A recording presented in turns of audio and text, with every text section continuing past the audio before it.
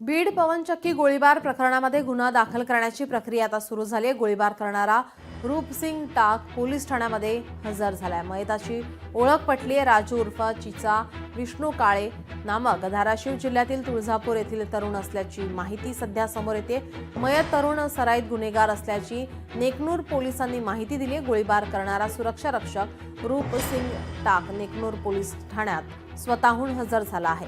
रूपसिंग टाक सेवानिवृत्त सैनिक आहे। गोळीबार प्रकरणामध्ये नेकनूर पोलिसांनी पवनचक्की परिसरातून रक्ताचे डाग असलेले दगड आणि रक्त मिश्रित मातीचे नमुने घेतलेत। पुढील तपासणीसाठी आता ते पाठवण्यात आले आहेत।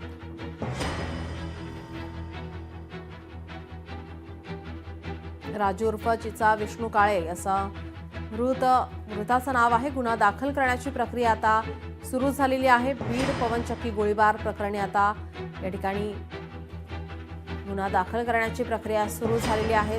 पोलिसांकडून आता तपास सुरू आहे।